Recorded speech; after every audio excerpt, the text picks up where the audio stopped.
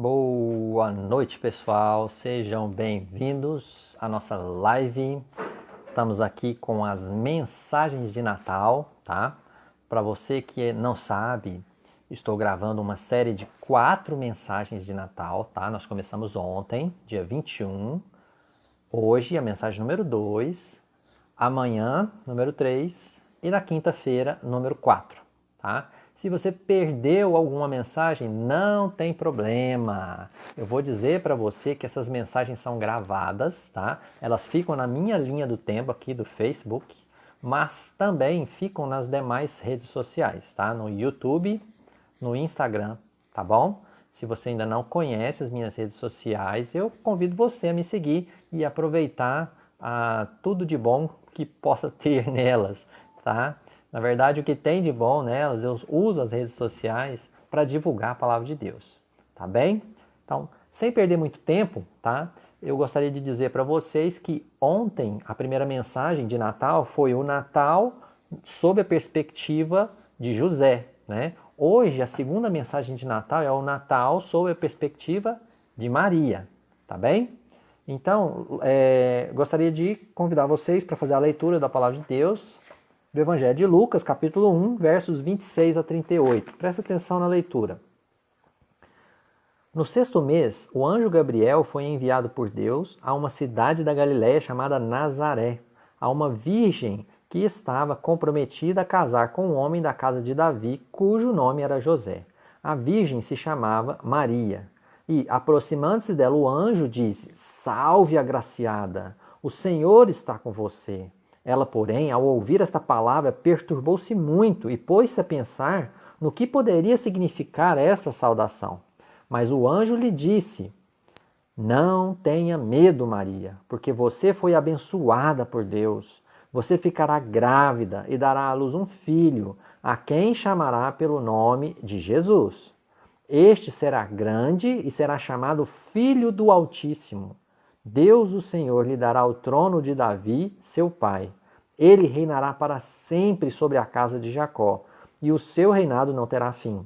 Então Maria disse ao anjo: Como será isso se eu nunca tive relações com homem algum? O anjo respondeu: O Espírito Santo virá sobre você, e o poder do Altíssimo a envolverá com a sua sombra. Por isso também o ente santo que há de nascer será chamado Filho de Deus. E Isabel, sua parenta, igualmente está grávida, apesar da sua idade avançada, sendo este já o 6º mês de gestação para aquela que diziam ser estéril. Porque para Deus não há nada impossível. Então Maria disse: Aqui está a serva do Senhor, que aconteça comigo o que você falou. Então o anjo foi embora. Então vamos fazer uma oração? Querido Deus, Pai de amor, obrigado por essa oportunidade, né, de termos a tecnologia e neste momento então falarmos a sua palavra, Pai. Abençoa que essa mensagem possa encorajar os corações daqueles que a ouvem, Pai. Possa estimular, Pai, a fé dessas pessoas. Possa despertar o desejo por andar com o Senhor, Pai. Ou por andar ainda mais próximo com o Senhor. É o meu pedido em nome de Jesus. Amém. Então, meus queridos, vamos lá, né? O nosso texto base aqui, ele nos revela algumas informações muito importantes, ok? A primeira informação, quem era Maria? Né? Então, o texto nos diz que Maria era uma mulher virgem. Né? A gente já viu isso ontem, no texto de Mateus, capítulo 1, né? E hoje, aqui também, no Lucas, capítulo 1, a gente aprende isso. O verso 27 fala isso 2 vezes. Olha, há uma virgem que estava comprometida a casar com um homem da casa de Davi, cujo nome era José. A virgem se chamava Maria. E também no verso número 34 nós temos: Então Maria disse ao anjo: Como será isso se eu nunca tive relações com homem algum? Então a primeira informação muito importante é que Maria era uma mulher virgem, tá? Ela não tinha nenhum tipo de relacionamento com homem algum, nunca teve até este momento. A outra informação importante aqui é que Maria estava prometida em casamento a José. A gente também viu essa informação ontem. Então a gente aprende que os evangelhos eles estão ligados um ao outro, não é? Então olha só, o verso 27 que eu já li diz: Há uma virgem que estava comprometida a casar com um homem da casa de José, cujo nome era um homem da casa de Davi, cujo nome era José, não é? Então Maria estava noiva de José, comprometida com este homem, que era descendente de Davi, da tribo de Judá, ok?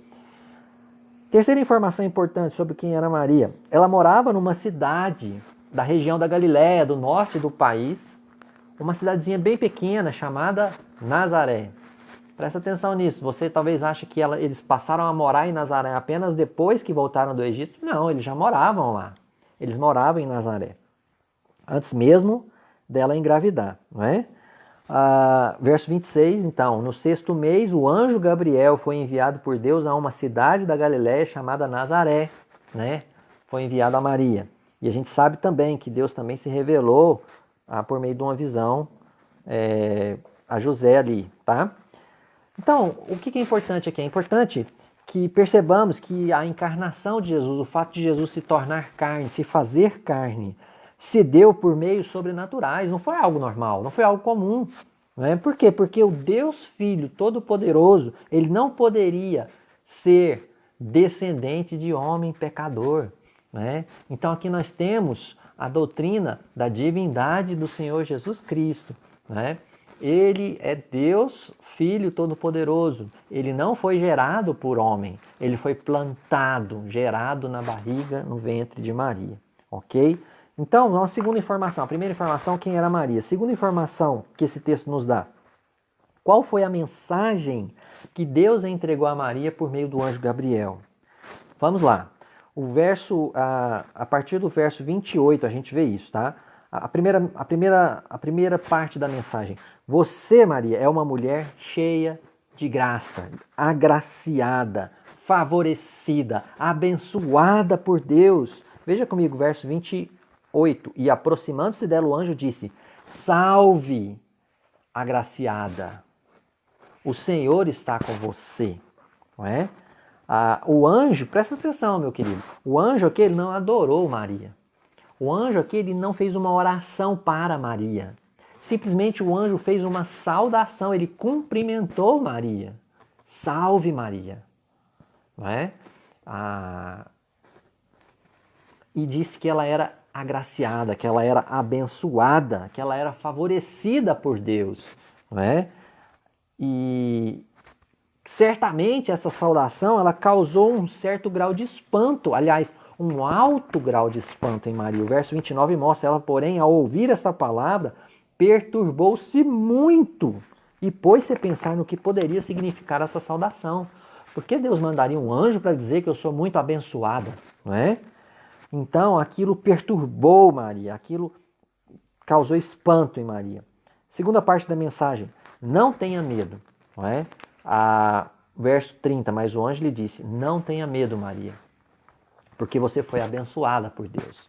Mais uma vez ele repete, né, que Maria foi abençoada por Deus. Não é? Bem-vindo você que está chegando na nossa live, presta atenção nessa mensagem, tá? Eu estou aqui dizendo qual foi a mensagem que Deus entregou a Maria por meio do anjo Gabriel, tá? A primeira parte da mensagem, você é uma mulher abençoada. A segunda parte da mensagem, não tenha medo. Por quê? Porque Maria estava com medo, não é? Por que ela estava com medo? Porque aquilo era uma manifestação espetacular de Deus. Não é verdade, gente? Um anjo que aparece e começa a falar com alguém. Então, as manifestações espetaculares de Deus causam medo, causam estranheza a nós, seres humanos, mortais, né, pecadores. Então, aquela saudação causou espanto e medo. Terceira parte da mensagem, você foi abençoada por Deus. A graça de Deus se manifestou abundantemente sobre a vida de Maria. Maria foi muito abençoada por Deus. E aqui ele vai dizer o porquê. A quarta parte da mensagem, verso de número 31. Você ficará grávida e dará à luz um filho, a quem chamará pelo nome de Jesus. Então, pessoal, aqui Maria recebe a parte central da mensagem. Você ficará grávida. Você dará à luz a um filho. Gente, este era o sonho de toda mulher judia. A mulher judia, naquela cultura, ela entendia o valor da posteridade, o valor de terem filhos, porque a terra era dividida entre as famílias, não é? e cada família recebia uma porção de terra. Então, se aquele casal não tivesse filhos, não tivesse descendentes, a terra ficaria sem dono. Né? E Deus deu a terra para os judeus e disse para que eles cuidassem da terra, não é? Dividissem a terra entre eles. Então era muito importante para ela ter um filho e um filho homem. Então o anjo trouxe essa notícia para ela. Só que disse, você deverá chamá-lo de Jesus, o mesmo que falou para José, que a gente aprendeu ontem, não é? Você deverá chamá-lo de Jesus, que significa Deus é salvação. Deus é a salvação. E aí ele vai descrever nessa aparição, o anjo vai descrever quem é Jesus, quais as qualidades de Jesus. Verso de número 32. Este será grande, este homem será grande, tanto em pessoa quanto em obras, em ações. Jesus foi grande, grandioso, tanto ele, a sua pessoa, quanto aquilo que ele fez, né? E será chamado, continuação do versículo 32, e será chamado Filho do Deus Altíssimo, Filho do Altíssimo. Jesus foi chamado de Filho do Altíssimo. Dizer que ele é Filho do Altíssimo significa dizer que ele é igual ao Altíssimo, que ele é como o seu Pai, né? O Deus Pai Todo-Poderoso, não é? Verso ainda de número 33, aliás, final do verso 32. Deus, o Senhor, lhe dará o trono de Davi, seu pai. Deus, o Deus Pai, daria a Jesus o trono de Davi, seu ascendente, porque Jesus, por meio de Maria, não é? Era também descendente do rei Davi. Então, Jesus seria o herdeiro do trono de Israel, a raiz de Davi, o leão de Judá. Esse é Jesus. Ele é o Messias, ele é o rei prometido aos judeus, aquele que os judeus aguardavam tanto. Está descrito aqui, ele, verso 33, ele reinará para sempre sobre a casa de Jacó, e o seu reinado não terá fim. Esse é Jesus, esse é o Natal. O sentido do Natal, a vinda de Jesus, o Rei dos Reis, o Senhor dos Senhores, o Messias prometido. O Rei eterno dos judeus, porque diz aqui no verso 33 que ele reinará para sempre sobre a casa de Jacó. E o seu reinado não terá fim. Ele não é um homem comum, porque os homens comuns morrem. Jesus não morreria, ou melhor, ele morreria, mas ele voltaria. Como voltará um dia para reinar sobre o trono de Jacó, não é? E ele reinará para sempre então, a partir do momento em que ele se assentar no trono, ele reinará para sempre. Jesus é a esperança de Israel, ok? E ainda no verso 35, Maria vai descrever, aliás, o anjo vai descrever mais duas qualidades de Jesus. O anjo respondeu, o Espírito Santo virá sobre você e o poder do Altíssimo a envolverá com a sua sombra. Por isso também o ente santo que há de nascer será chamado Filho de Deus. Jesus é santo. Jesus é santo. Dizer que Jesus é santo mostra que ele não tem pecado. Mostra que ele é separado dos pecadores, é único, inigualável, assim como Deus Pai Todo-Poderoso. E diz que ele será chamado não somente Filho do Altíssimo, mas também Filho de Deus. Ou seja, ele tem a mesma natureza de Deus. Ele é como Deus. Por isso ele será chamado Filho de Deus. Ok? Então aqui a mensagem que Deus entregou a Maria por meio do anjo. Você é uma mulher cheia de graça. Não tenha medo. Você foi abençoada por Deus. Você ficará grávida e dará à luz um filho. Você deverá chamá-lo de Jesus. E agora Maria se surpreende, então, no verso 34. Então Maria disse ao anjo, como será isso se eu nunca tive relações com homem algum? Antes, ela ficou surpresa, né? Quando o anjo a saudou, ela ficou surpresa. Ela ficou espantada. Mas nesse momento, ela ficou não somente surpresa, mas ela ficou estupefata. Ela ficou em dúvida Deus, mas como pode acontecer isso se eu não tenho relação com homem algum? Como Deus faria isso acontecer? É a última pergunta. Com essa pergunta eu encerro a nossa live, tá bem? Como Deus faria isso acontecer? Através de um milagre, através do nascimento virginal. Isso significa dizer, nascimento virginal significa dizer que Jesus nasceu de uma mulher virgem. Foi um milagre. Deus enviaria o Espírito Santo sobre Maria de uma maneira única, de uma maneira extraordinária, não como uma relação carnal, como a mitologia antiga diz acontecer, mas de uma maneira espiritual. O verso 35, o anjo respondeu, o Espírito Santo virá sobre você e o poder do Altíssimo a envolverá. Então, Deus envolveu Maria de uma maneira poderosa com o seu Espírito, né? E o ente santo foi plantado dentro do ventre dela. Ok? A gravidez, e Deus usa aqui no verso 36, a gravidez de Isabel como um exemplo, né? Como uma amostra de que para Deus não há nada impossível. Verso 36. E Isabel, sua parenta, a gente não sabe qual grau de parentesco elas tinham, porque essa palavra foi traduzida por prima em uma versão, né? Mas ela pode significar simplesmente parente, não significa obrigatoriamente prima, né? Então, Isabel e Maria tinham algum parentesco, assim como Jesus e João Batista tinham algum parentesco, não é? Então, Isabel, sua parenta, igualmente está grávida, apesar da sua idade avançada, sendo este já o 6º mês de gravidez, para aqueles que diziam que ela era estéril. Então Deus fez um milagre na vida de Isabel e Deus também tem poder para fazer um milagre na sua vida, Maria. Então isso foi um estímulo para Maria, para a fé de Maria naquele momento, ok? De fato, meus queridos, Maria não precisou fazer nada, não é?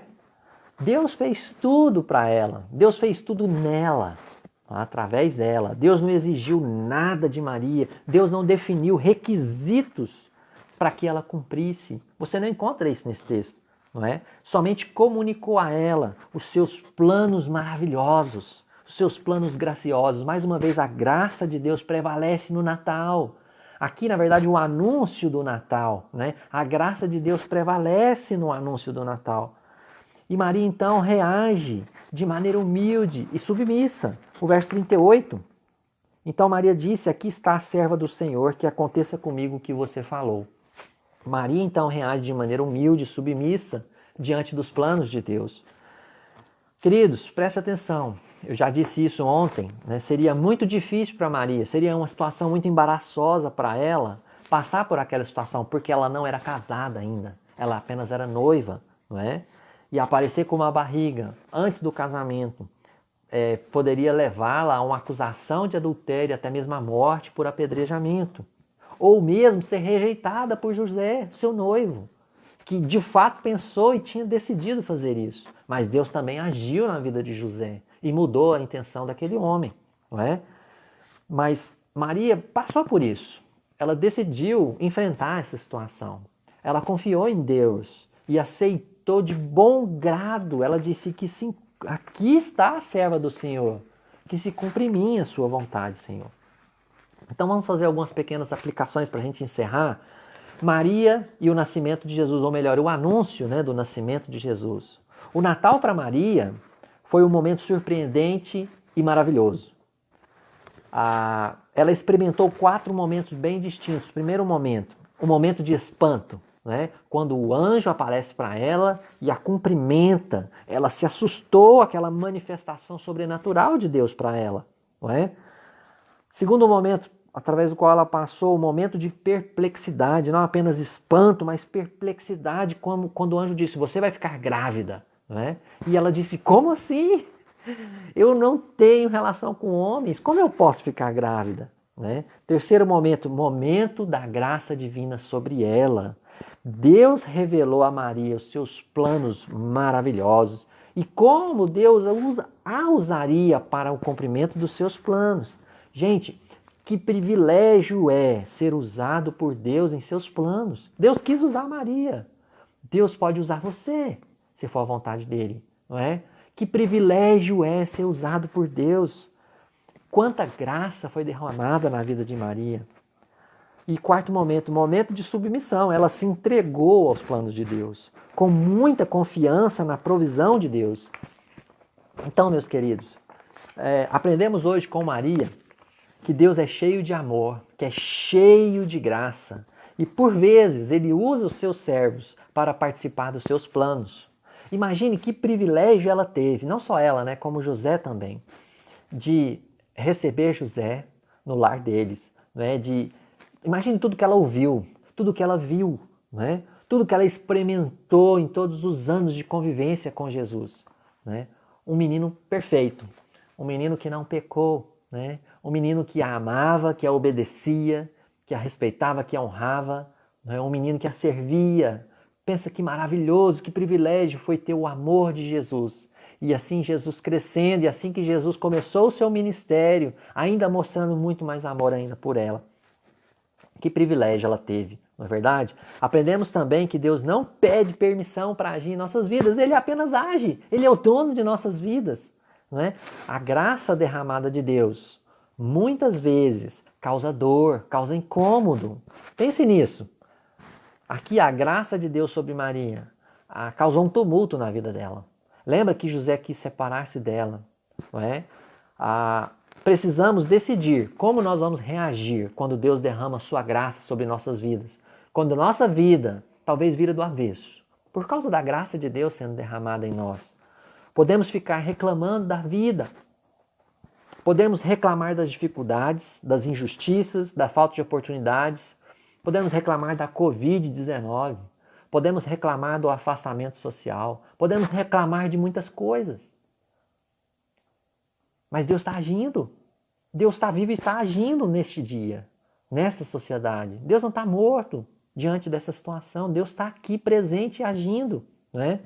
Podemos ficar perguntando, por que Deus? Por que aconteceu isso na minha vida? Ou podemos dizer como Maria, aqui está o servo, a serva do Senhor. Que se cumpra em mim, Deus, a sua vontade. Podemos nos alegrar com a ação de Deus, mesmo passando por dores e dificuldades. Podemos lembrar de que Deus está no controle de todas as coisas e que todas as coisas estão nas mãos dele. Como você reagirá nesse Natal, meu querido? Com alegria, com gratidão, com louvor ou com tristeza e com murmuração? Tá? Então eu encerro aqui a segunda mensagem, tá? E gostaria de desafiar você a voltar amanhã, né? Volte amanhã às 20 horas aqui no Face para ouvir o terceiro episódio dessa série Mensagens de Natal. Amanhã nós vamos aprender o Natal sobre a perspectiva dos pastores que estavam no campo, tá bem? Esse texto está lá em Lucas, capítulo 2. Tá? Então que a graça do Senhor Jesus, o amor de Deus e a comunhão do Espírito Santo estejam com cada um de vocês nessa noite. Um grande abraço e que Deus abençoe. Compartilhe esse vídeo com seus amigos, tá? Boa noite.